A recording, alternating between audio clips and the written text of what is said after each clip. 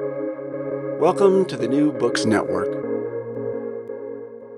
Hi, my name is Nathan Hobson, and I'm a host for New Books in Japanese Studies, a member of the New Books Network. Today I'll be speaking with Dr. Sarah Teasley about her book, Designing Modern Japan, which unpicks the history of Japanese design from the mid-19th century to the end of the 20th, focusing on continuities and disruptions within communities and practices of design. The book explores design in the unfolding contexts of modernization, empire and war, defeat and reconstruction, post-war economic acceleration, and beyond. Throughout, Teasley is sensitive to issues of gender and class within the communities of design which she studies. The book combines the history of design with social, economic, and geopolitical history. In other words, it places design and its material objects carefully within the larger currents of modern and contemporary Japan. Designing Modern Japan is a history of both the people who shaped Japanese design and the designs that were integral to life in modern Japan. Okay, so Dr. Teasley, welcome to the podcast. I'd like to start off by asking you our sort of what's become a standard question here on the podcast, which is how you became interested in the project, the research that became the book, Designing Modern Japan. Oh, thanks a lot, Nathan. Please call me Sarah, by the way. And actually, as before I start, I'd like to acknowledge the traditional owners of the unceded land on which I'm meeting, at least today, who are the Woiwurrung and Buurong language groups of the Eastern Kulin Nations. I acknowledge them as the unceded owners of the land and note that sovereignty was never ceded. And I pay my respects to their ancestors and elders, past, present, and emerging. I thank them for the stewardship of these lands and waters. And I'd also like to extend these respects to any First Nation folk listening today, and to pay my respects to the ancestors and elders of the lands from which you're listening. So it's really it's an honor to come on the podcast as well. The book has a genesis in I suppose a lot of lived experience, sort of from childhood onwards, which is just to say, I'm a child of the 1970s and 80s on the west coast of Canada and the US. And so I grew up with Hello Kitty and little Twin Stars pencil sets. People had Honda Civic cars. I remember there was a story in about 1983 in the monthly magazine in Vancouver, where I lived, Vancouver Magazine, about avant-garde Japanese fashion. When I was really interested in fashion as a kid, so I was like, "Oh, what's this?" So there were these sort of interesting designed things coming out of Japan, and going into the 1980s. My part of Canada was very much in a recession, but we were also on the Pacific Rim. And if I got on a plane, I could get to Europe in 10 hours, which my family never ever did. Going 8 to 10 hours the other direction was Japan, and never got to go to Japan either. But there was a lot of interaction, obviously in Vancouver, with people from around the Pacific Rim, a lot of migration, a lot of cultural influence.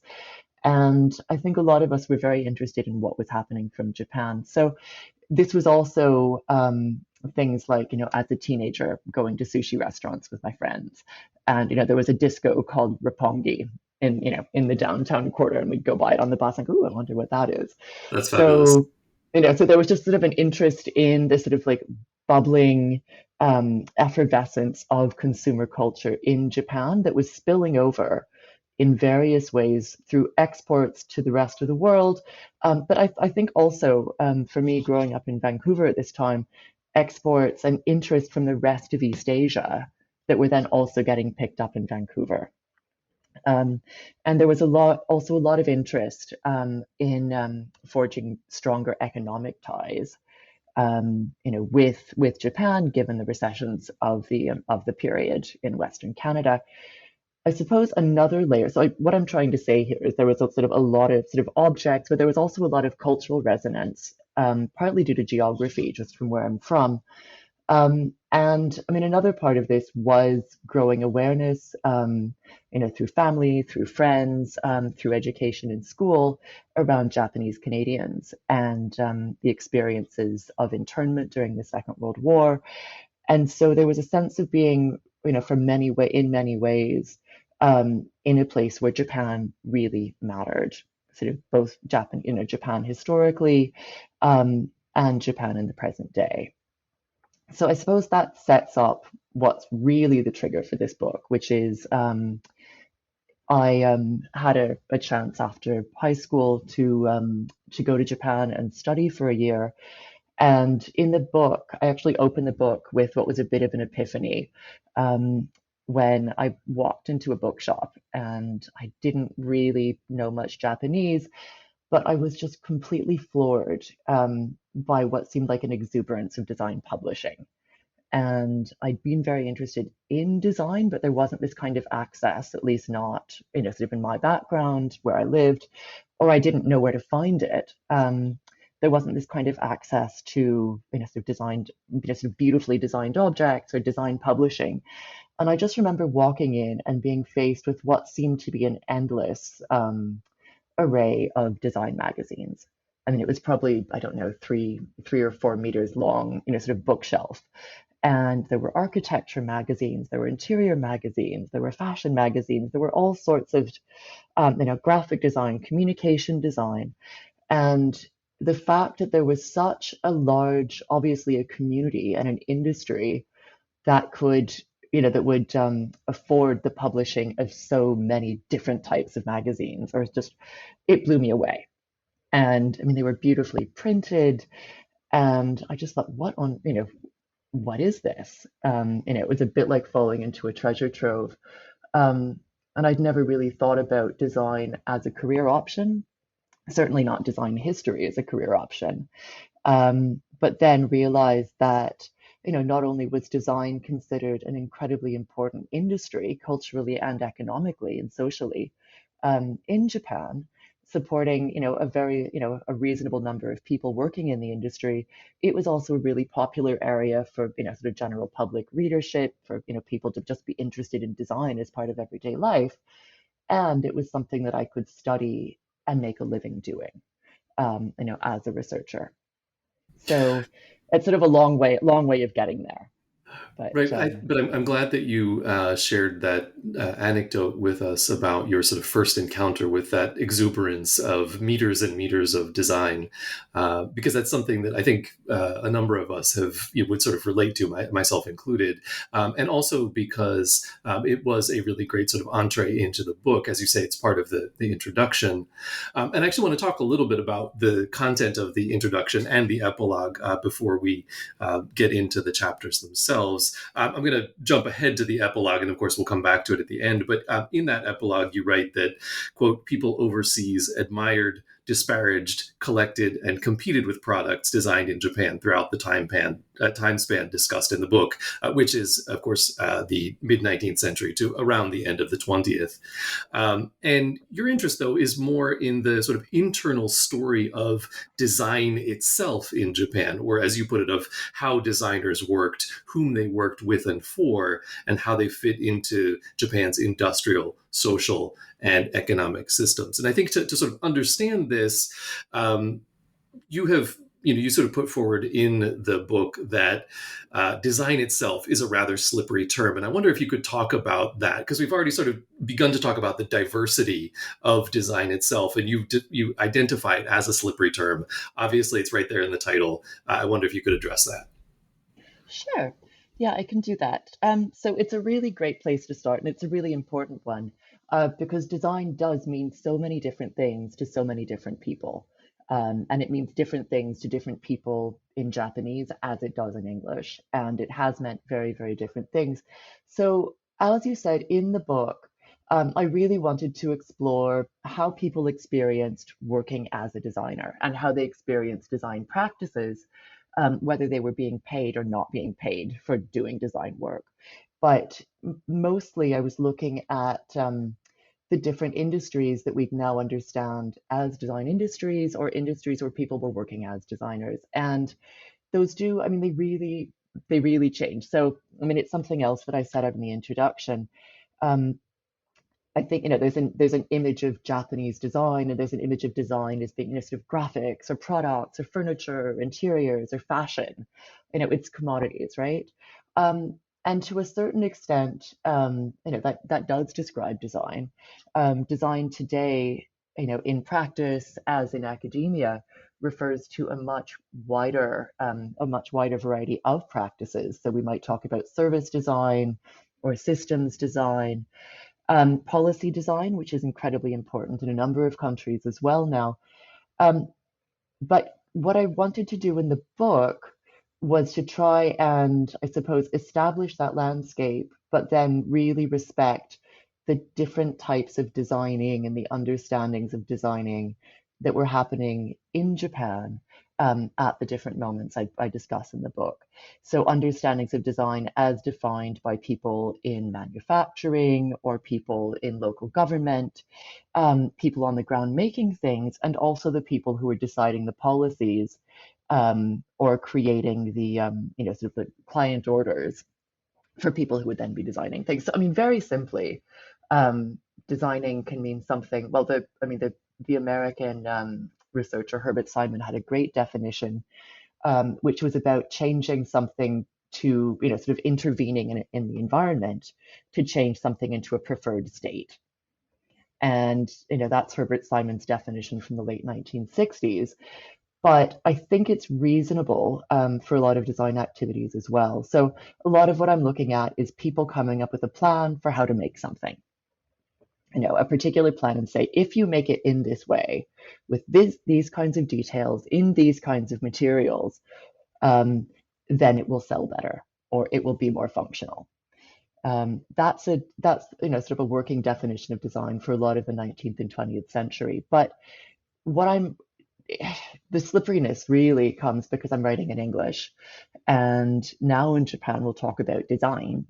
But for a lot of the period that I'm looking at, that wasn't the word. So in the late 19th century, people would talk about isho, which was the act of creating a sort of an ideal for how something should look, sort of designing. There was zuan, which was a physical design of something, so like a drawing for how to make a table or what a textile pattern should be. But then there were also different words, many of which didn't use the word design until after the Second World War for those different industries. So up until the late 19th century, the word koge was used to describe a variety of industries, and designing or isho was part of that. Now, anyone who speaks Japanese will think of koge in relation to craft, but that shift didn't happen until the mid 20th century, and it was argued over and continues to be argued over to this day. Understandings of can koge be translated to craft? Is it design? And now there's also koge design or craft design. But in the so I guess I'm sort of giving a bit of an abstract definition here, but I can be much more specific. We might think of Japanese graphic design is a really popular category, but that was known as shogyo bijutsu or commercial art up until after the Second World War. And similarly, what we might know now is industrial design was called koge isho or kogyo isho, so industrial design. So these are transliterations or translations, sorry, from English or from other European languages into Japanese, and so they were also describing the communities. But to get back to so in the book I set out a wide variety of definitions for design and terms for design, but I suppose at the core of it is the people who are self-consciously understanding themselves as working professionally, and being paid in most cases to create the plans for making something in a way that will make it more effective, more consumable, more attractive, more durable, and so on. Yeah, thank you for pointing out this, for sort of doing that linguistic analysis. I think it's actually really helpful in thinking about both the history of these sort of ideas of design and also the emic versus etic differences in how we approach that idea.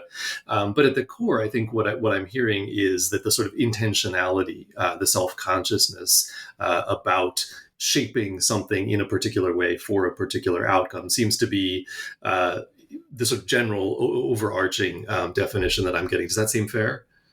I think that's the definition. And then in the book, what I'm looking, so there's been a lot of discussion in design research in the past decade around who gets to design effectively. And the design researcher Ezio Manzini in Italy and a number of other people have put together quite powerful propositions that anyone can design.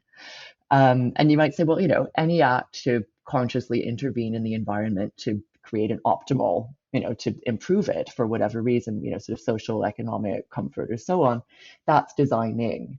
Um, but what I'm looking at in the book, I guess, is people who are then paid to do that work. And I do talk a lot in the book as well about how women were learning design, studying design, and designing, but often in the context of unpaid labor.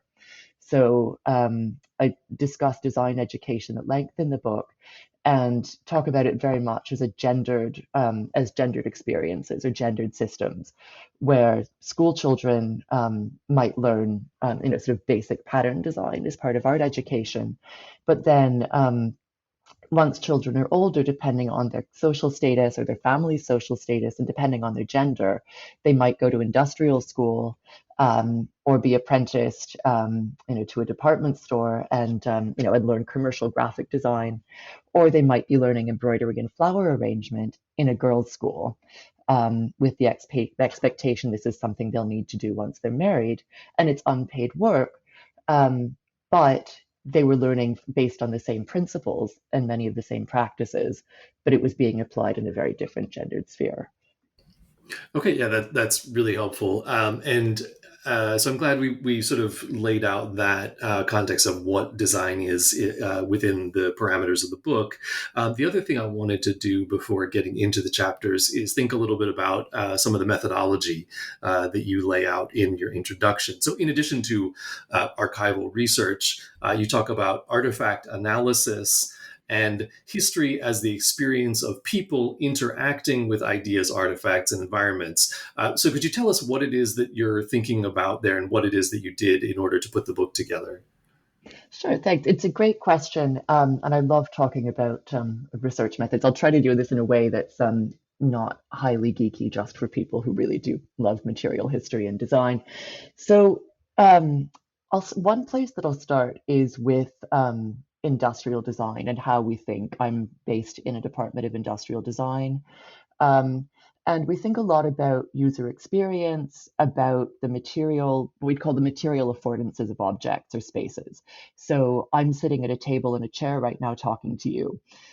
It's a camping table, and so it's a little bit rickety, and I'm worried that it might creak while we talk. And I'm sitting in a camping chair, and it's too low for the table. So I'm having to sort of hunch over and try to sit so that I don't get a backache while we talk. And again, it's a little bit creaky. And that has to do with the fact that it's a cheap, mass-produced, sort of thinly bolted together metal chair that will last a few years if not taken care of. It's already starting to rust and so on, right? So you might be saying, why on earth am I going into that detail? But it's because the physical interactions that I'm having right now with that chair and that table while we're talking are shaping a lot of how I'm behaving. As I'm talking to you, I'm trying to balance and not squeak and so on. And I'm greatly relieved that we're not on video so that you don't have to see this, ridiculous setup in my bedroom, right? Um, so that's a really basic introduction to the idea of affordances or material affordances. I mean, it's something that the psychologist J.A. Gibson really set out in the 1970s. Donald Norman and other people in industrial design have really expanded on it, and it's absolutely central to how sort of how we approach the world from the perspective of, say, industrial design. Um, the other angle that's really underpinning the book is what we might call material history. And so this is about, in the past 15 years, there's been an attention to that material lived experience from social historians, cultural historians, and economic historians especially, to try and think about how those sort of material affordances or environmental conditions shaped how people behaved in history. So you can see, so for something like microhistory, if you're trying to understand, sort of microhistory or social histories of life in a particular place at a particular time, this gets really important. But it's been really, really influential in a number of areas of history. Less so in Japanese studies, but for example, in early modern European history or early modern British history, it's a really strong area of research. Before moving to Australia, I was based in the UK for 12 years, and I actually taught on a material history and history of design postgraduate program between the Royal College of Art and the Victoria and Albert Museum, where we were training students amongst other things, we were training students to write history from artifacts. And so we'd actually, we'd work with students very, very intensely about, so, I've mentioned this chair I'm sitting on. If you were to encounter this chair in 50 years' time or 200 years' time, what would you be able to tell about the users, but more widely, the society that generated it, right? So you might think about how the chair is mass produced. You might think about the fact that it seems to be cheap. It's not, it's not very elegant. Is it made to be used outdoors because it's durable materials? And so it's sort of starting from an analysis of how objects are made, the kind of behaviors they afford, who might have used it, where it might have been found, what techniques were used to make it, where did the materials come from, and unpicking those things to understand, sort of to start to lay out a historical situation. Now, I've given you a very embodied contemporary example with my hideous chair, but in the book, because I was looking at designers' interactions with objects or trying to understand how are designers interacting with craftspeople or working with different materials, this was also very much on my mind. And it's not something that's wildly sort of present in the book, I guess, because the book is very much about social relations between people on the, sort of in workplaces or, or in education settings. But thanks. So I work with a lot of artifacts in the book, and like I said, they're not necessarily really coming out to the fore because the book is focusing so much more on social relations between designers and between designers and clients and manufacturers and so on. But that it is working from a lot of objects. So I'll give you an example. In the third chapter, there's a discussion of the ways in which designers contributed to Japan's colonial expansion, sort of imperial expansion and colonial regimes in other parts of East Asia. And I have a discussion of the Ajiago, which was a very famous streamlined train which ran in Manchuria. And I spent a lot of time as I was writing this section with some of the, the visual propaganda or the visual materials like tourism guidebooks, economic reports featuring the Ajiago. And I was thinking about the ways in which, like the graphic design on the covers was sort of presenting Japanese expansionism in Manchuria as very progressive. But I was equally interested in the quality of the paper, the ways that they were bound, and sort of how the books had survived into now, but also thinking about what would the print run would have been, where was it printed, where did this paper come from, what does the quality of the paper tell us about the importance of these projects to the Japanese government or the different organizations that were publishing them. So I wasn't just working with the visual images, but also with objects as documents in their own rights. And that was true whether I was talking about ceramic pots, whether I was talking about published pamphlets, whether it was postcards, whether it was magazines, or whether it was, say, photographs of interiors or indeed furniture or other spaces. Yeah, thank you. And you mentioned that many of the chapters open with specific objects. And so I'd actually like to jump into chapter 1, which does exactly that. There's this sort of lovely and I think suggestive anecdote about the Arita porcelain wares at the 1876 Centennial Exhibition, which happens to be in my hometown of Philadelphia. So this is your chapter, Design, Industry, and Internationalization from the Tokugawa to the Meiji periods. And so these Arita porcelain wares were, as you observe, exhibition pieces made specifically for display at an international exposition to capture the attention and imagination of masses of foreign viewers, and using what was already a sort of familiar mode of exoticism. This anecdote introduces your analysis of design in the Meiji period before a sort of unified design policy based on a centralized vision began to steer Japanese sort of modern design in that sense. So what roles did luxury exports like these Arita porcelain wares in particular play in the nation building and sort of how design fit into that in the Meiji decades? Okay, it's a great question, and I appreciate you pulling out the objects. Again, this goes back to in material history, the fact that we do work very much from the objects. So it felt important to me to ground the narrative in a sort of in artifacts, even if I was then moving away from them, and, to discuss economic context or social relations and so on. Um, so there's been a lot of attention, really, amongst historians to exports and the sort of luxury exports to expositions in the Meiji period.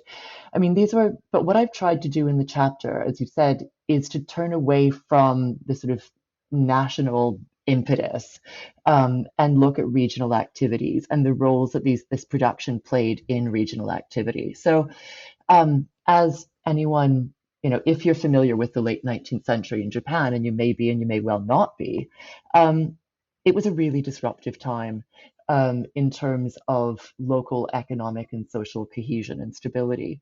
So with the signing of new trade treaties from the 1850s onwards, and after the new government came in 1868, um, communities that had been, the communities that had been based on particular social systems had to adapt, but there was also a lot of economic disruption to do with things like really cheap imports. And so suddenly Japanese cotton or silk producers were competing overseas. They were also competing with cheap imports at home. And this threw a lot of communities that were based in manufacturing. It really threw them into turmoil. And so what I've tried to go into in the book in the first chapter is understanding that for a lot of manufacturing based communities, which is a lot of Japan at this time, right? So there's really a strong national sort of export system between the different regions of Japan in the 19th century. So you might be sending, woven textiles from one place and then getting your pots from somewhere else. And there's a beautiful account from the British designer Christopher Dresser when he's traveling in Japan in this period, talking about how we'd go through, a village that specialized in willow baskets, and then another village that specialized in this craft or that craft, and they're all incredibly specialized. And it's a really rich sort of economic production system that's in place. But with the turmoil that comes with the Meiji Restoration, and with the economic fluctuations, communities need to understand how are they going to survive. And a lot of local elites, makers, but also the head of industry associations or headmen in villages, or powerful merchants in urban neighborhoods and in villages start coming together to talk about how can they be reframing products. So there's a really important national narrative which I explore in the book as well, which has to do with new members of the Meiji government being sent overseas in the early 1870s to places like Vienna to study and to understand the craft production system happening in Vienna, which has been fueled by by the Austrian Empire, by the government there, and then coming back and trying to implement a national design system. So there was something called the Product Design Department, or Seihin Gakari, which was part of the national government, staffed and led by these, in many cases, very young men who were from samurai backgrounds, were affiliated with the leading samurai, sort of clans and factions after the Restoration. So they're leading this sort of product design department, which is commissioning designs and sending them out to manufacturing districts around the country.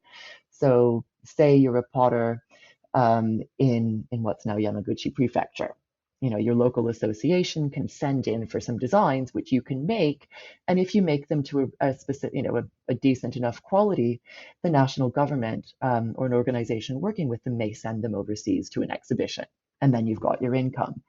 Um, but what was really coming out when I was looking at not only objects from the period, but local government reports and industry association reports around local manufacturing was the extent to which this wasn't seen as a national project. It was seen as a local survival project.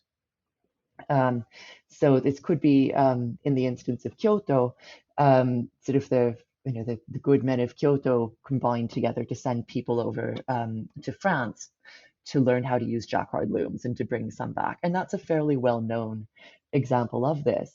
But looking at other places like Osaka as well, there really is a sense of local elites coming together to say, okay, how can we get some foreign knowledge here, or how can we get an understanding of foreign tastes so that we can be targeting our manufacturers, not just for domestic markets, but also for overseas markets who might be interested in these objects, or these products, so that we can help our local communities thrive. Yeah, I thought this was really interesting, the degree to which you found design to be local in this period. And I think it was, for me, an interesting sort of corrective to a lot of the sort of rhetoric we have about a sort of top-down modernization strategy in Meiji. And to of course, some degree that's the truth, but it's also interesting to find these sort of fascinating counterexamples that are building a nation which then becomes that sort of top-down nation later on. Mm-hmm. In chapter 2, you jump into much more into the 20th century. This is design, policy, and commerce in the early 20th century. Here you argue that design does emerge as a strategy for commerce and social reform after 1900. And you also talk about the sort of the overlap of the two, both commerce and social reform. Here you open with a photograph. This is the object here. It's this quite lovely 1934 photograph of Kagayama Koyo, who was a photographer himself, and his wife Shizuko. And they're having breakfast in what you describe as a self-consciously hybrid and modern bourgeois home. You jump off from this sort of mise-en-scène to explore design education, which you've already talked about a little bit, also commercial design as well, and design for reform.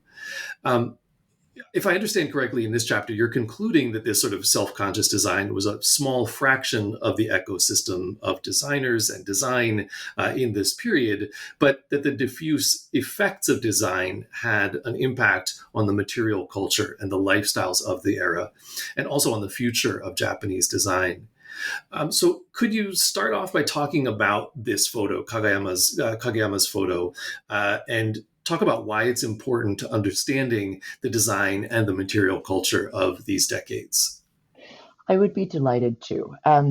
It's a beautiful photograph, and I have to say, immense gratitude to Professor Samuel Morris from Amherst College and the Mead Art Museum, who did an exhibition of Kageyama's work recently, and to Kageyama's son, Kageyama Tomohiro, who very graciously allowed me to run this image and another from his father in the book.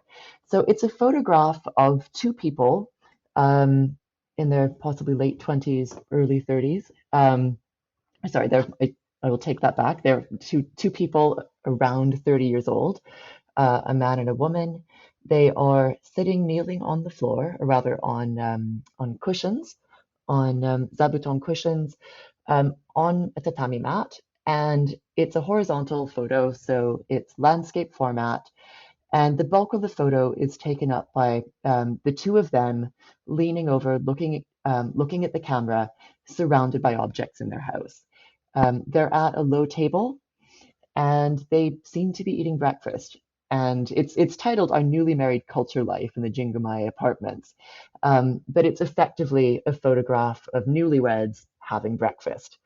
So I might start with them. They're both wearing Japanese dress, both wearing kimono, but Kageyama Shizuko is wearing a white apron over top. They have very neat hair. Kageyama Koyo is wearing a pair of glasses, and you can see he's holding the button to take the photograph in his hand, and you can see the cord snaking away from his hand, which is a touch I really, really love. At the breakfast table, they are eating off, there's some china dishes, but there are also a number of packaged goods on the table. So there's what appears to be butter in a butter wrapper. There's a box of tea. And what they're having for breakfast, it looks like it's tea, and then they're also having toast with jam and butter. The toast is on an electric brazier, which is on the floor. So it's this sort of delightfully hybrid object where it's sitting on a grill like you might expect people to be grilling fish, and they're grilling toast. Um, and it's a very, very hybrid breakfast. But what's really important from the perspective of design is that designers had made a lot of these, or designers had been involved in making a lot of these items. So the packaging of the tea has been designed, it's been branded. There's a logo mark that the packaging of the butter similarly. The cups, the chopsticks, the plates, all of these will have been designed by ceramics designers, probably working in one of the regional ceramics areas. They may have gone to a technical school by this time and studied ceramic design. They may have been apprenticed, but it's very likely by the time this photograph was taken in 1934, they'd have gone to technical school. I can keep going forever, and I'm going to take advantage of this to do that a little bit Please longer. do, yes. Great. So moving outward from their breakfast, they're sitting on, like I've said, on zabuton, so low cushions with silk covers on them. The silk covers are shibori dyed. They look to be shibori dyed at any rate. Those would have been designed again by a textile designer, possibly in Kyoto, possibly somewhere else. But again, someone who may well have gone to one of the Kyoto design schools that were set up by that time, and may have done an apprenticeship at a design, sort of at a textile design firm. But the room itself is also fairly full of furniture. Um, there behind Shizuko is a bookshelf, actually two bookshelves.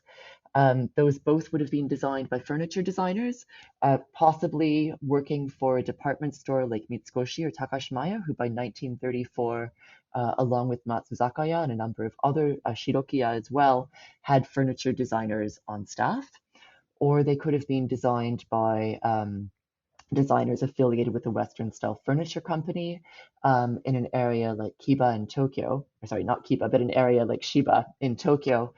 At any rate, it's very likely that those furniture designers would have gone to technical school or design school, and they may have gone to somewhere like the Tokyo Koto Kogyo Gakko or the Tokyo Higher School of Arts and Crafts, which started in the early 1920s and with a dedicated furniture design degree program.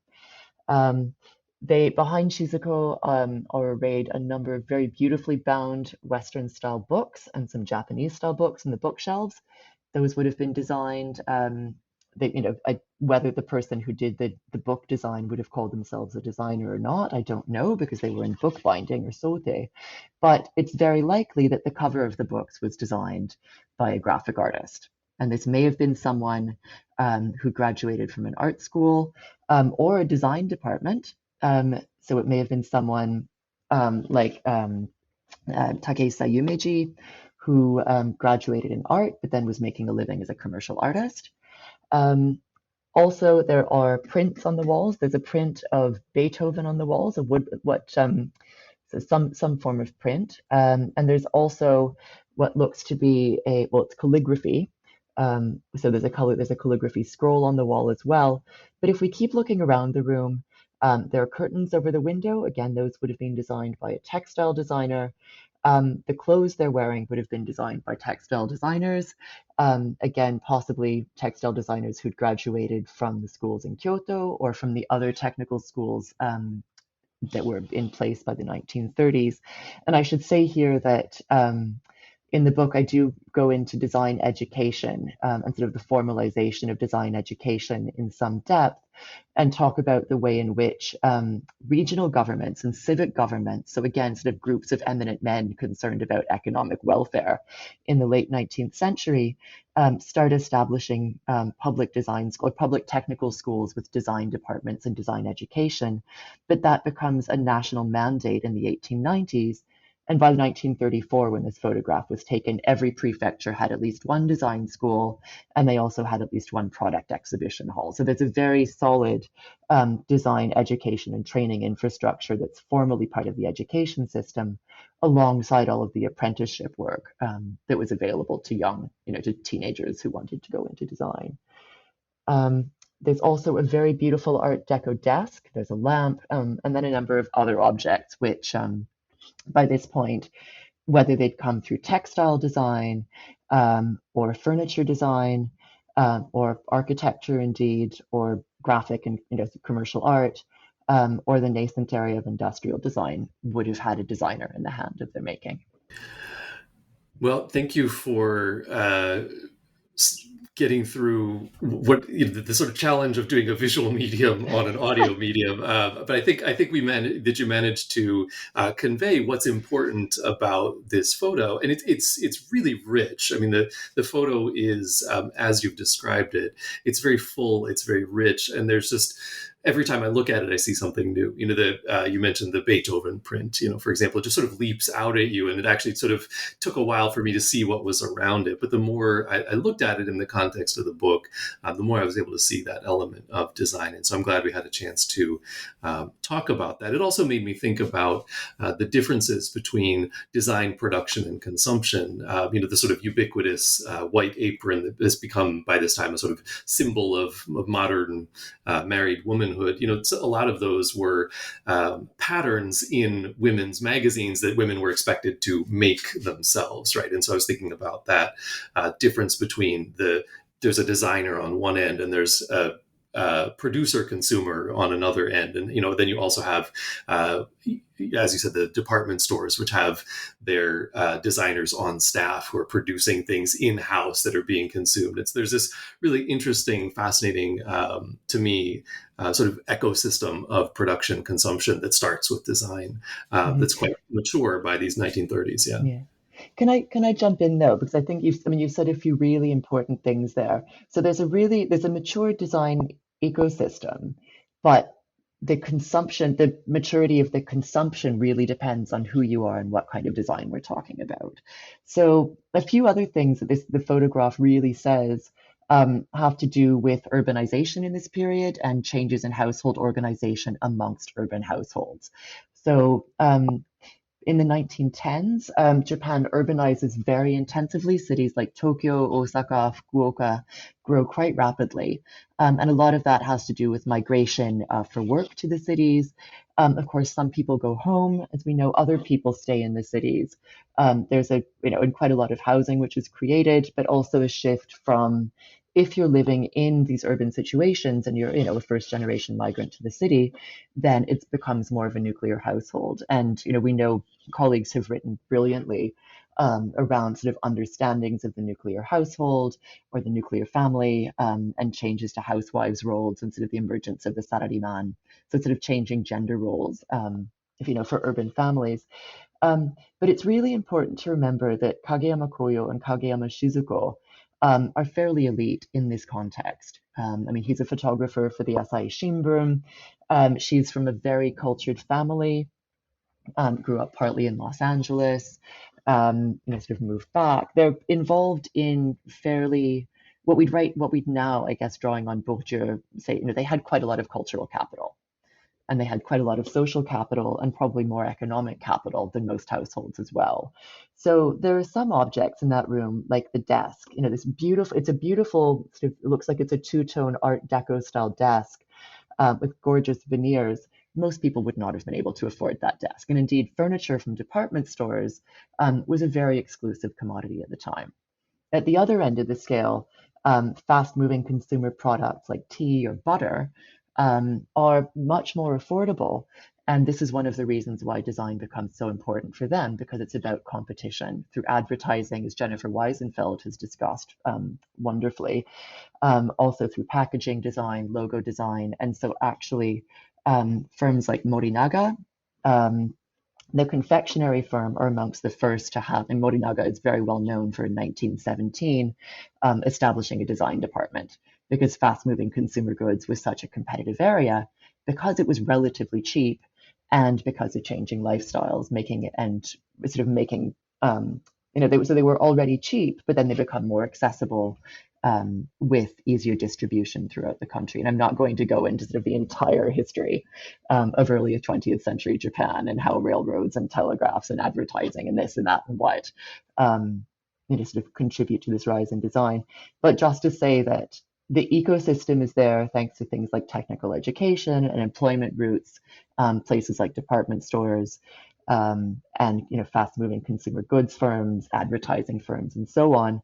It's also there for women who, as you point out, Kageyama Shizuko may well have sewed the kimono that they're wearing. And so this is where I think it's important to think about sort of these gendered strands where women are learning often sort of learning understandings of interior design or sewing or fashion, and things like patterns are being diffused to women to make it home. So there are these sort of parallel making spheres, sort of the paid and unpaid. But because of depending on how wealthy your family was, you had access to different types of design. And I think this is a really important point to make, because there's been a lot of sort of in museums, sort of fantastic museum collections, but there's been a sort of an emergence of interest in Japan and overseas into pre-war Japanese design. So, beautiful modernist kimono patterns, or advertising or glassware. But when we look at those, we need to think about how accessible were they? How widely distributed were they? And did they actually make an entrance into people's homes or not? And whether they did or not depended on your social status, your income, and also whether you were a rural or urban household. Yeah, thank you for clarifying and expanding on that. So I want to move on to chapter 3, which is Coffee Sets and Militarism, Design in Empire, War, and Occupation. And again, I think this is, for many of us who dabble in Japanese history, this is a period of, the mid-century of expansionist war, defeat, rebuilding, that tends to get thought of very much in terms of discontinuities. And in this 4-part chapter, which is covering the contexts, functions, and substance of design in the period of empire, war, and occupation, you actually demonstrate remarkable continuities in design. And like I said, that was quite surprising for me. And I thought even more provocative is this remark of yours, which I want to quote. Rather than looking for changes brought by empire and war, we might ask why we expect things to change in the first place. And I found myself asking that quite a bit. So thank you. So can you tell us what it was about these decades that created these continuities in design, even as the world in which designers worked and which their products were used and consumed changed quite dramatically and often tragically? That's a really great question. So thank you for asking it. So I'll start off by saying this is an interpretation that came out because I was following, I think, designers' work and designers' working practices. And this is a chapter that looks, so in this chapter, I'm looking at a few different things. I was really interested to understand sort of the intersections or the ways in which design and designers and design industries were part of imperialism, colonialism, or I should say, I guess, sort of imperial actions, colonial actions, and then wartime actions between 1931 and 1946. And then a subsequent and related question about what happened with the occupation. How did designers live through the occupation? So it's sort of understanding the intersection between these big historical narratives on a national and regional and international scale and designers' lived experience in the workplace, or sort of as designers working. And one of the things that really came out once I was following a number of designers, particularly in graphic design, furniture design, and product design, through the period, through education, through work for different types of employers, including the government and private companies, and then trying to understand how they worked under the Allied occupation, and indeed how they interacted with the Allied occupation as they'd interacted with the Japanese government during the war years. And what came out was very much a sense that designers were doing the same things. They were doing the same things regardless of who their client was. And it was I think, there's been a lot of discussion in Japanese history, for decades now about understanding, the mid 20th century for very obvious reasons. And I think, sort of the dark valley theory that was put forward that, it was a dark valley and, then we self-corrected or so on, that's been very, sort of nicely taken apart. Um, and there's work like Andrew Gordon's brilliant article from some time ago now about sort of continuity during this period as well, where he's looking at a number of social history indicators as well as economic history indicators to argue that actually, for many people, daily life did not necessarily change. If it was miserable and you were, if it was miserable before, it was miserable afterwards. Whereas, if you were in cities and you were having increased prosperity, it was then very, very difficult, and it sort of comes back.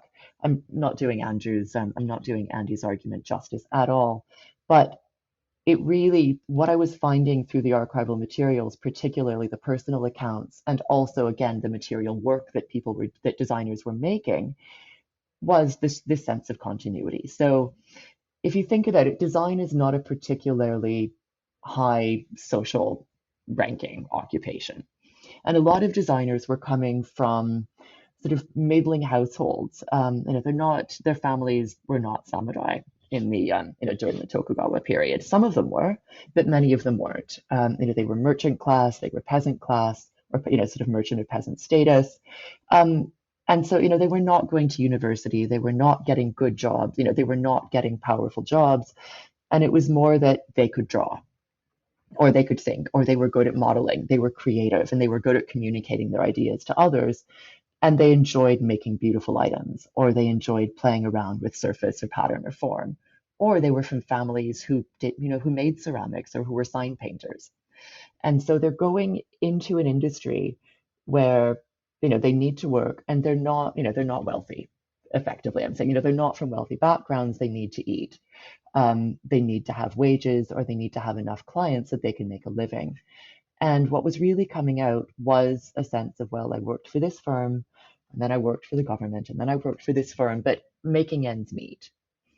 And not, I suppose, so a combination of the economic necessity of making ends meet, particularly during the later war years and during the Allied occupation, but also seeing this work as an opportunity for creative exploration, right? For experimenting with the different types of styles that were coming, in some cases, out of Europe or being developed locally in Japan, for experimenting with different printing materials, for experimenting with different inks or papers or processes, for collaborating, or saying, hey, I have the opportunity to design a car, or I can design lighting. So there was a sense of being able to do something that people enjoyed, which was a way to then live, very simply, to have food, to have a roof over your head for you and your family. And the other part of that coming through that I pull out in the book is designers talking about how, with clients like the Japanese government, especially in the later war years, they could get away with the kinds of, sort of visual modernism. And so there are, sort of beautiful discussions from designers saying, well, we would propose it, and they didn't really care. They were fine. We could sort of do these beautiful visual montages. We could experiment, with sort of photo montage or different types of typesetting. And because we were working for the propaganda wing of the Japanese government, we had good paper. We had good ink. We had access to printing presses. We had access to cameras. We had access to dark rooms, and we could develop things. So that's a long way of saying that I think if you follow if you follow work, for example, in a sort of social history way, sometimes things don't change as much, because what you find is that people are continuing to try to do what they're doing, as conditions change around them. Yeah, and to that extent, I thought it was actually, at least my reading of the next chapter, which is Design, Society, and Economic Growth in Post-War Japan, was that you seem to be identifying more sort of changes in the years of economic expansion after the occupation than you do in that sort of period that you're dealing with in chapter 3. And I wonder, first of all, if that's a fair reading. does that, I, I think so. I mean, I, s- I- I suppose it goes back to sort of the question about ecosystems. I think mhm. things like, so in the early 20th century, um, people, a small group of men and some women who saw design as a way to help communities, to sort of help the local communities and or the country develop economically and stay stable socially, so that people could have jobs or so on. Um, Started building institutions like design education or design professional associations, and were advocating for the hiring of designers in industries like department stores or fast-moving consumer products. But it's still a fairly small group of people. It's a very small group of men who are getting paid to do this work. And what I argue in the fourth chapter is that it's in the 1950s as companies, exporters, so manufacturers who are exporting but also targeting the domestic market, retailers, and to some extent the Japanese government and local governments, the opportunities to put those, let's see how to put it, the opportunities to put that work and that expertise into play really booms in the 1950s because of the economic imperative for reconstruction. Right. And there's been enough advocacy done that designers are able to get more work and to advocate for more design education, more designers getting jobs, that it expands in that decade. Okay, and so this chapter specifically takes up the 1964 Tokyo Olympics, and obviously I want to ask you about that. Before doing so, though, I want to situate that question within the story of Japanese design for both the export and the domestic markets, as Japan is rebuilding and sort of clawing its way back to economic superpower status. So it seems to me that you're interested in the dynamic of how Japanese designers loaned their talents to the exports, which are helping the economic recovery, also to the domestic designs of magazines, appliances, and other goods that were the rewards for that growth, and became sort of emblematic of the so-called electrified life. To what degree did this represent, in addition to sort of some of the changes that we've talked about and also some of the continuities, an aestheticization of everyday life beyond that which we might have seen in the pre and interwar years?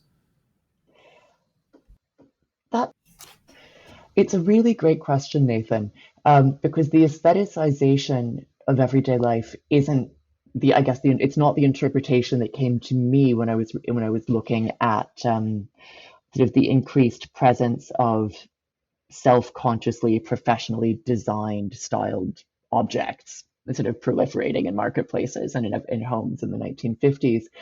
What I talk about in this chapter is how um, the economic reconstruction efforts that the Japanese government and Japanese manufacturers enter into after the Second World War creates increased demand for for designers.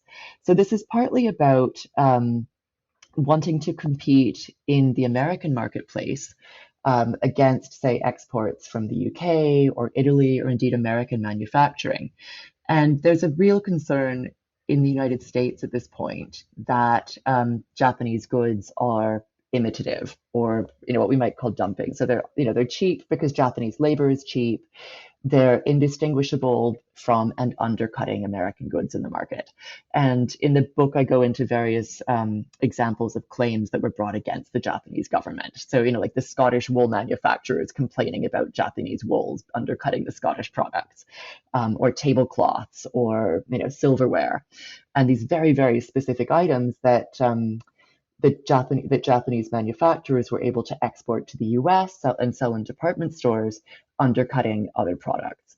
So one of the ways that companies can deal with this is to hire a design team.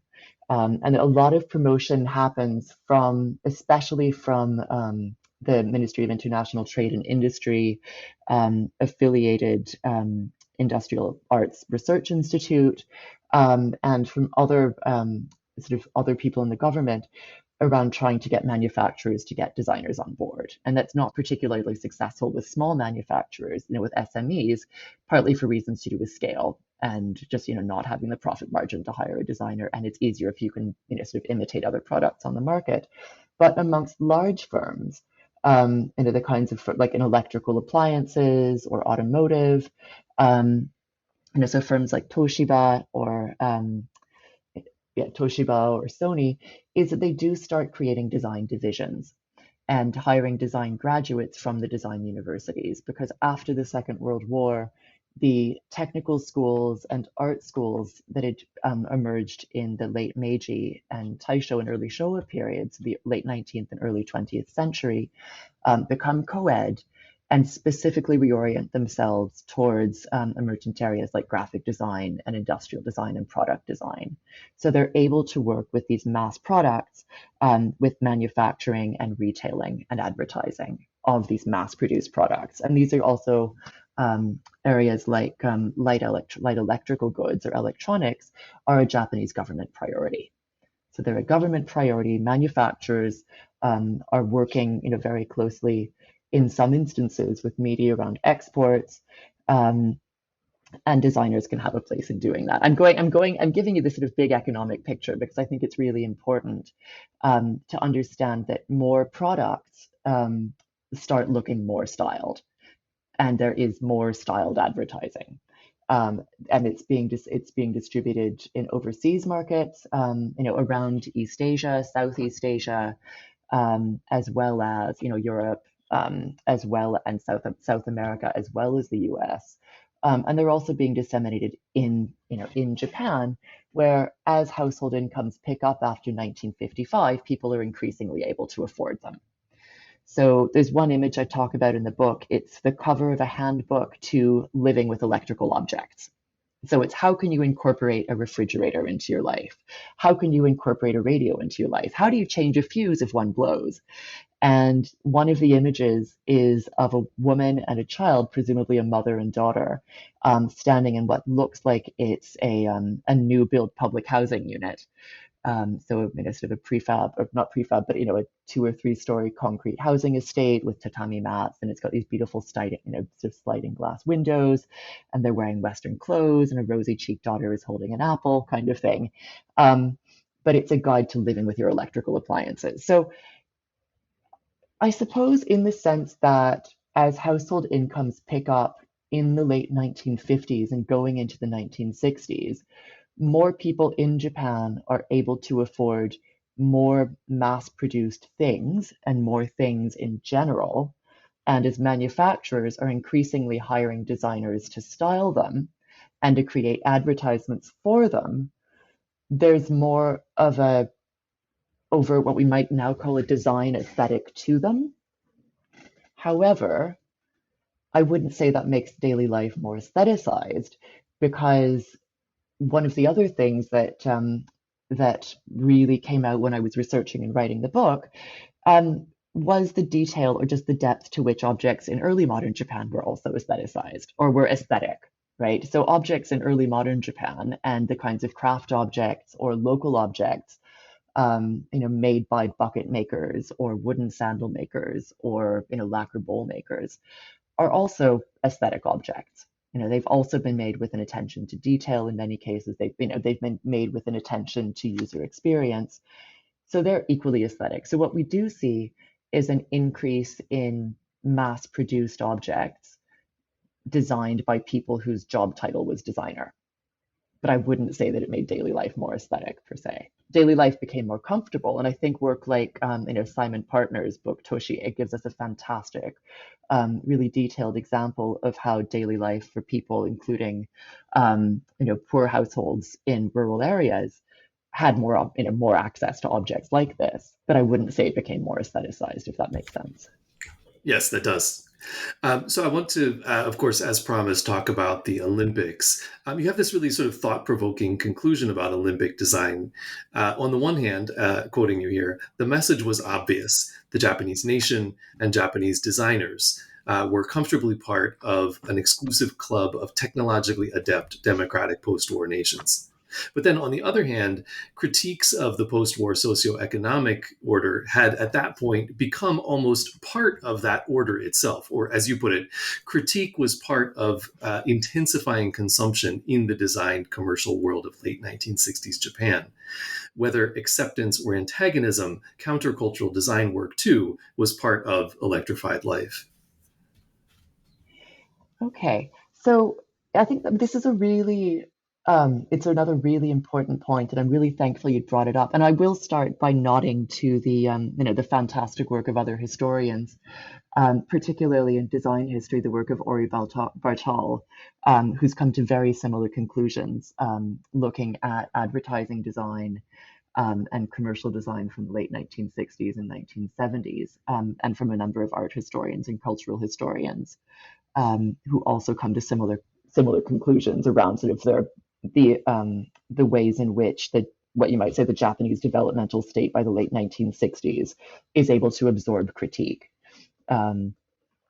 So I won't go into, I think, the important context for this is that, as many historians, including myself, have discussed, the 1960s are a time of dissent in Japan. So you might think about labor unrest, so the closing of coal mines, or and miners' strikes. We might think about protest against the U.S.-Japan Security Treaty, or AMPO, that were quite very involved in the early 1960s, and have been captured in these very, very resonant photographs of protests around the National Diet Building.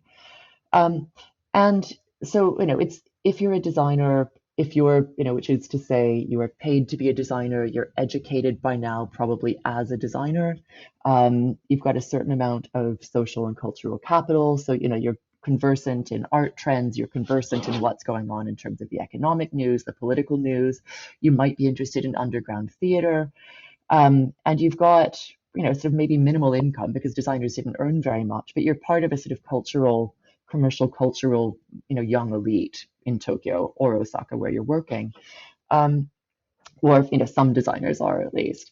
And what happens is that there's an emergence sort of in different generations of designers, sort of concerns around the direction that post-war Japan was taking start to come out in work, but also in professional relationships with some really, in some very, very strong ways. And I promise you, I will get to the Olympics as part of this. But one of the examples that I'll give you, which has to do with the Olympics, but also Expo 70 in Osaka, is that design in the 1960s was very much led, so the professional design practices in, say, graphic design and industrial design or furniture product are very much led by a generation of men who'd been educated in the pre-war. So many of them had gone to schools like the Tokyo Higher School of Arts and Crafts, where they'd been trained by teachers from sort of the late Meiji Taisho period education. So they're part of this very long tradition. It's a fairly small group of people, and they are the heads of the design consultancies. They're the heads of the government design the sort of Design Research Institute. They are the ones editing the magazines. They are the juries for the design competitions. They are the ones who win the awards. They're the ones who represent the design community. And many of them, in fact, most of them worked with the government during the war. So they might have been doing propaganda during the war, making visual propaganda. They might have been working on aircraft design or sort of various other aspects of military production. So they have an experience of working for the state, a very particular experience of working for the state. And in the 1950s, they moved to working for commercial clients and continuing to support the government through exports. By the 1960s, this group of men become involved in the design for the Olympics. So this is people like Kenmochi Isamu or Toyoguchi Katsuhei or Katsumi Masaru, sort of the great men of post-war Japanese design. They start to realize and reflect by the late 1960s that in many ways the types of working they're doing are not affording them the chance to, I suppose, enjoy the fruits of economic growth. So they're working the 12-hour days. And I talk in the book about one designer who was lamenting that every year through the 1960s, his family had gone on summer holidays to the beach. Well, he never went to the beach because he was too busy being part of the graphic design community and working in the professional association. And that critique amongst this generation ends up with concerns that by being part of big national projects like the Olympics or Osaka Expo, what they're effectively doing is giving their labor to the state in a way very similar to mobilization as designers during the war, and saying, again, we're giving our creative labor for a developmental, in this instance, for a developmental state project. Um, and so they're sort of complicit with the sort of complicit with the absorption of their critique, but at the same time, it leads to a lot of concern amongst this generation in the 70s, and a lot of self-critique. But amongst sort of what we might call the next generation of designers coming, so the sort of like, the great, sort of young designers of the 1960s, people like Yoko Tadanori, or Awazu Kiyoshi, who you might, if you don't know the names, you should look them up for their, and you may recognize the amazing poster art that they did in the 1960s, and sort of their graphics for things like underground theater, especially. So it's sort of like the anarchic tent theater in Tokyo in the 1960s. But it's this really sort of exuberant counterculture drawing on US psychedelia, but also on early modern Japanese motifs, woodblock print design, and so on.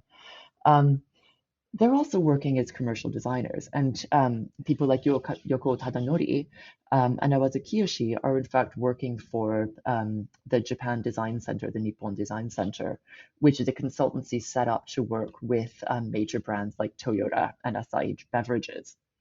And so they're, on the one hand, sort of, and increasingly in the late 1960s, working more with counterculture.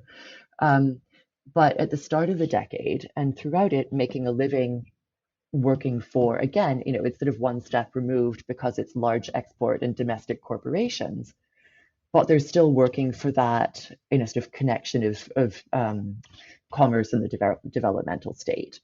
And this all comes to a head in 1969, with some very violent and very widely publicized breakups of a professional organization, Nisembi, the Japan Advertising Artists Club, when students who were part of the student protests of the late 1960s break into a meeting, with clubs and helmets and masks, and it leads to a very violent and unpleasant set of sort of discussions, and a lot of self-reflection on the part of, in this instance, graphic designers, leading to the dissolution of the group. A number of graphic designers, including Yoko Tadanori, leaving the profession as well.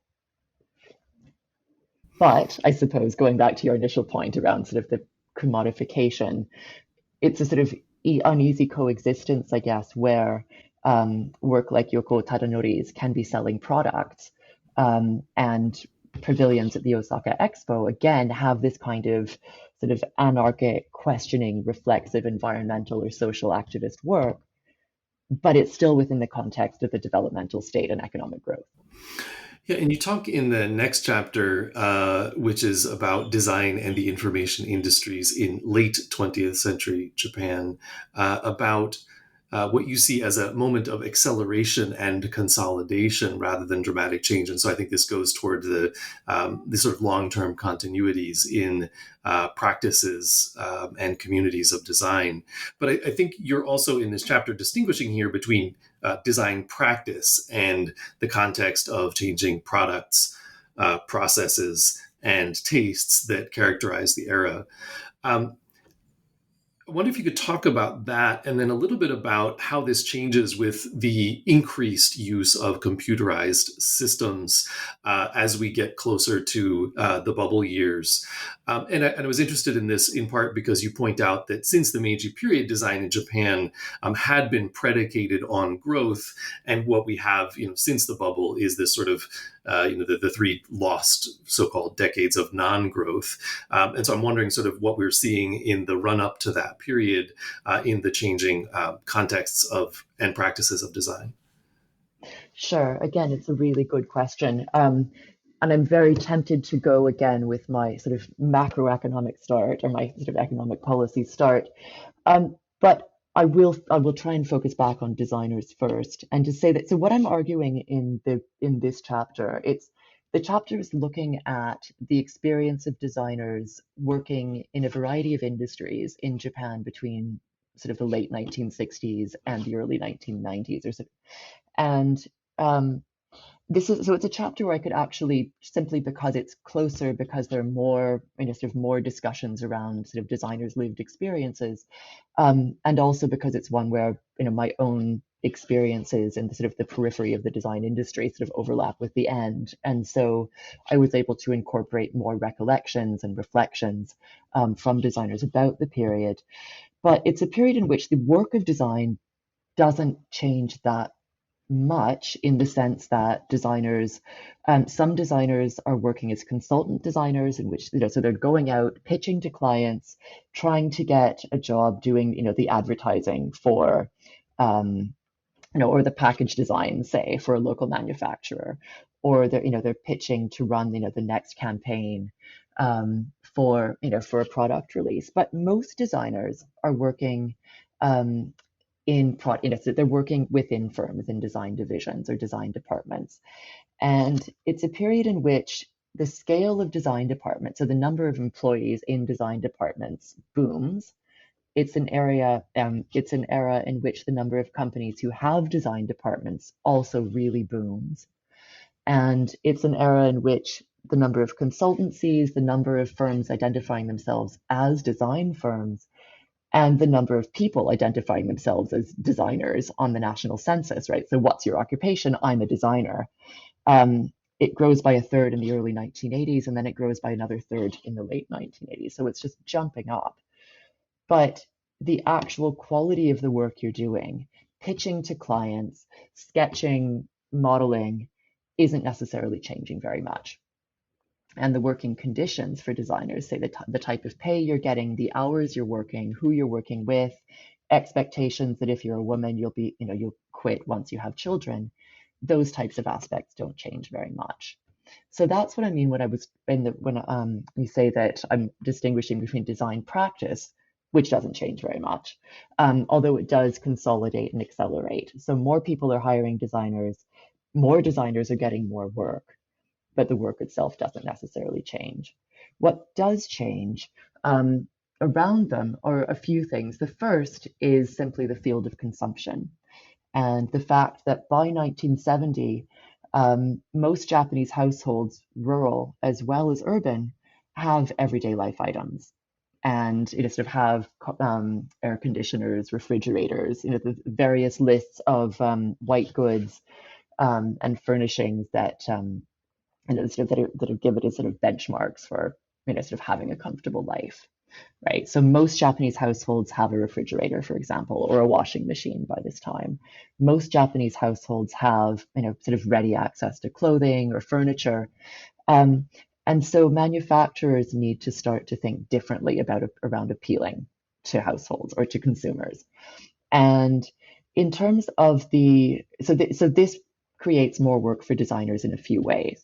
One of them is through product categories. So manufacturers, and I'm thinking here of big manufacturers like, say, Sony or Toshiba, or Matsushita, Panasonic, but also smaller firms, say like stationery companies, or tinned goods companies, turn to product differentiation. So if everybody has basic goods, how can you get people to buy more? Well, you invent niche markets, right? You do consumer research using social scientists to identify niche markets with niche tastes with enough income to be able to buy these things. And then you create products that are specifically targeting their tastes and habits. You find advertising channels that will appeal, that will reach them. You hire graphic designers or art directors. So you hire ad firms to create adverts that will appeal to them, and you try to sell products that way. So it's a strategy known as known as sort of mass production, but sort of product differentiation. And it becomes a very popular strategy amongst manufacturers in the 1970s for the domestic market, and to some extent the overseas market. But what's, I suppose, another really important part of the picture here is that it's a time period in the 1970s and 80s of real economic fluctuation for Japan, right? So there's the oil shock in the early 1970s, inflation, concern about consumer prices. Eiko Maruko Sinawa writes wonderfully about this in her recent journal article about toilet paper and sort of the toilet paper panic. But then it's an era in which the high yen makes exports much more difficult, and growing purchasing power at home means that the domestic market becomes increasingly important. So it's a period in which, if for anyone listening from outside Japan, you're probably familiar with exports like the Honda Civic or the Sony Walkman or Shiseido Cosmetics. But for most Japanese firms, the domestic market was incredibly important, and exports, depending on the industry you're in, were more or less important. But designers get a lot of work with this sort of micro targeting of the domestic market. And then there are changes to do also with government policy in this period. So in 1970, the Economic White Paper set out a different plan for the Japanese economy, and moving from one of accelerated high growth into one that was characterized by an emphasis on sort of high information industries and high skilled industries. So moving away from areas like shipbuilding or coal, or sort of shipbuilding or steel, or labor intensive manufacturing, into higher end industries. And interestingly, this is things like information and computing technologies, and fashion is also identified. And I think that's a really useful grouping. So it's about industries that might have a higher price point, but there are fewer competitors. And it's about not so because wages in Japan are going up, so you can't compete on low cost, sort of low cost from low wages from workers. So if you have a high quality product and you're competing in an area like computing or fashion, this is seen as a way for the Japanese economy to sort of manage the next phase. So again, that creates a lot of opportunities for designers in areas around domestic consumption, like fashionable products. A number of designers start working with emergent computing divisions with companies like Toshiba and Hitachi. And in the book, you sort of mentioned computers, one of the areas that I explore in depth is the relationship between emergent computing technology and designers. And we might say, so by 1970, Japan was sort of the second largest producer of, Japan had the second highest number of computers in the world after the US and just before West Germany. But for most designers, although we now associate design processes, with CAD, with digital design practices, that doesn't really hit most design professions until the 1990s. So in the book, I was interested in what was that intersection between sort of this shift to information economy or information technologies that's driven partly by government policy and partly by manufacturers. How did designers experience that? And so I explore the way in which, for designers in the auto industry, this did start to make a difference because CAD was adopted in the auto industry in Japan in firms like Toyota from the mid 1960s. And so designers in the auto industry were very worried about being displaced by sort of being automated out of their jobs. And there's a lot of discussion around sort of what is the expertise of the skill of the designer if we're not just about being draftsmen. Sort of how do we appeal to our creativity? And they feel very precarious because the sort of the understanding of having a design division is only about 20 years old, sort of started in the 1930s to 1950s. And already there's this danger of being automated out of a job. But in other areas like industrial design or graphic design, what really came out to me as I was researching the book wasn't that designers' everyday workflows changed or their social relations or their interactions with their clients or with the engineers or the printers, but it was that IT or ICT was changing production lines. And so if we go back to this idea of mass-produced goods, automation of production line or information management. So things like information management and supply chains, and sort of like the just in time, that sort of integration of product management or supply management, so that you had a better idea of what you have on the shop floor, or being able to change over your production line more quickly because you can automate certain parts of it, or you have an immediate stock taking account through to IT technology. That makes more work for designers because they have to design more product lines. Or so it's, I mean, that's just one example of the ways in which information management and the incorporation of information management into production management and retail management changes, again, sort of the quantity of what designers are doing and the variations of what designers are doing, but it doesn't necessarily enter into their work. So they're still designing, with pen on paper, or doing those manual analog techniques. Sorry, I've given you quite a lot from the chapter in that one No, answer. and I think it was really helpful though, because what you talked about was the combination of sort of continuity and disruption. And I think this is a nice segue into, of course, it's one of the big themes of the whole book, but it's also a segue into the epilogue where you reflect a little bit on some of the trends and changes in these communities and practices of Japanese design since the bubble years, where you sort of finished the last chapter. So, in many ways, I think the narrative of the book is about remarkable continuities amidst great upheavals, certain discontinuities notwithstanding. How do you feel about that sort of through line after the bubble, in the intervening years from really in the 21st century? And do you think, if you would like to speculate, that's likely to be a sort of through line into the future? Again, it's a great question. So a major argument that I'm making in the book is that designers of a sort of a major, I don't know if it's a motivation for designers. I think certainly, where I work in a very, sort of where I work in a very sort of social design context at the moment, sort of helping communities to thrive is a key motivation of, and it's probably, it's extending too far, and it's completely ahistorical to ascribe that to designers' interests in the time, sort of in, say, from the 1990s onwards.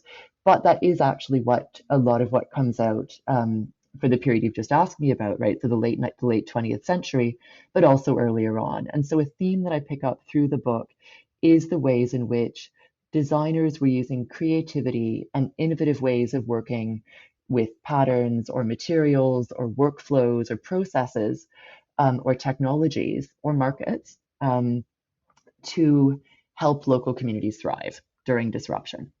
And so I talk about that during the Meiji period with sort of the reinvention of ceramics communities, so the ways in which ceramics communities or weaving communities could reinvent themselves, aided partially by designers coming up with different product ideas or different ways to use new technologies. But that really comes out in the late 19th and early 20th centuries as well. So a sort of potted recap. After the economic bubble crashes in Japan in 1991, for some designers, work continues as is, but with the shrinking of domestic markets, right? So people are spending less on superfluous products, right? Instead of saying, "Ooh, well, I'll go out and buy that third Walkman because it's in the it's the later 2022 model, it's the second model from 1992, and it's that one." And Mono Magazine said it's the one that I need to buy because I'm a 19-year-old guy who is interested in this and this and this. People stop buying products in that way. And so manufacturers reduce their product lines dramatically, still having the sort of product differentiation, but they're reducing product lines. Clients are spending much less money on advertising, and that means a reduction both for the giants like Dentsu and Hakuhodo, who I should say are sort of how advertising works. So designers aren't necessarily contracting. Some designers are contracting directly with firms for advertising, but in many cases it is going through the big design firms like Dentsu or Hakuhodo, and designers are working with art directors and so on there. Their profits go down because firms are spending less on advertising because they don't have the income, or because their land investments, or their stock has gone down. So there's less spending all around. Um, and and that sort of, I think, sort of typifies the 1990s, where a lot of there's still, sort of the design for consumption, design for market segmentation, um, but it's decreasing. And what really emerges in the 21st century is, again, a resurgence of designers using their creative capacities to help regions that are in trouble, or communities in trouble, or a sense of the nation in trouble. And I'll give you a few examples. So, um, design sort of in the late 1990s. Um, Actually, this is sort of through good throughout the book, but in this period, design associations working with sort of local industry associations in areas around Japan start looking specifically at sort of new design plans. So how can we, for example, Yamagata, the prefecture of Yamagata in 1997, the sort of local designers working with the manufacturers association and sort of local government or the prefectural government come up with a plan for how can we help Yamagata's industries and Yamagata's economy, more to the point, through design. And again, a lot of this is around product design or about branding. So it ties into this sort of really the importance of sort of regional branding or regional promotion that happens in Japan in the early 21st century. But as we sort of get closer, as we sort of get further into the 21st century, that shifts from a sort of product, a sort of regional branding, into something really that's, I think, new and has to do with changes in design practice internationally. So there's been a real shift, I think I've mentioned this a few times, in design practices from design for shifting products, right, from design for sales or design for, sort of commerce and consumption and capitalism, back to thinking about design for social well-being or design for community well-being. And it's Japan is one of the places where and this is true for communities and countries around the world, but in Japan, the concept of community design becomes very important. And so this isn't designed for shifting product. This is designed for improving everyday people's everyday lives in local communities, not just by strengthening the economic base, right? So not just by selling more things and having more tax income and more household income, but by improving local systems and services, or by improving local infrastructure like parks, so that you're more directly contributing to the health and well-being of local communities. So in a way, it's sort of sidestepping the economic route, or saying, well, the economic route, we're going to continue to do that. We're going to continue to advise local manufacturers or to work with local manufacturers on products that might sell, whether that's in a department store in Tokyo or a design fair in Paris. But we're also going to work in a very participatory way with local citizens around, what would a better bus route look like? Or given the aging, just sort of given Japan's very well-known aging demographic, working with groups of senior citizens or older people to say, right, what would a more comfortable, what would a more supportive, sort of local infrastructure look like? What kind of lighting do you need on your streets at night? What kind of governance do you want? So I don't have much room to explore this in the book, but I've hopefully given a few references, and I've actually written about this in sort of to a greater extent elsewhere. This shift to sort of the idea of the community design, of designers facilitating groups of citizens to participate in decision making around local communities. And we might call it social design practice, we might call it service design, it's participatory design or community design, but that's a real shift sort of in the design community in Japan, a sort of emphasis on that practice. And it also extends and it crosses over with more commercial design practices. So for example, the graphic designer Hara Kenya, has done a lot of work, sort of especially after the 3/11 disaster, around community design practices and sort of articulating these practices. But there are also, sort of a number of other very prominent practitioners who are sort of teaching this in design education, working with community groups and promoting it. And I think it's tying into, so it's partly around local communities, as I've said, and the sort of ongoing, and I think this is sort of where the continuity lies. So the work that many designers have done, and designers teachers and designers mentors around supporting local communities through sort of through product and branding. But then, especially after 3/11, for very good reasons, designers caring more about the country and saying, what can I do for Japan? And, to some extent, it's tying, I think, into the, sort of like the Utsukushi Nihon rhetoric coming out of the LDP in the 2010s, right? And so there's a certain nationalism here that needs to get unpicked. So I think there is that correlation with a wider sort of cultural shift or political shift around caring about the health of the nation, which for very good reason, emerges after the 3/11 disaster, and the sense of sort of wanting to help, wanting to support. And again, I didn't really have the chance to go into it much into the book, but there was so much amazing, often pro bono work done by designers directly after the 3/11 disaster that was very much community-based, participatory, grassroots, sometimes involving design students, but also designers working pro bono in communities to try and help people who'd lost everything to start to rebuild and to rebuild their social connections. Um, I suppose one other thing to say, so to sort of sum all of that up, um, I think after the bubble and sort of into the early 21st century, especially, there is that continuity of designers trying to help communities through economic, through economic means, but there's also a sort of a new way of working which coincides with the sort of the emergence of what we might call social design or community design, around designers working more directly with communities for people and getting people involved in designing how they want to live. Um, at the same time, I'm very conscious that I'm not talking about game design. I'm not talking about digital design.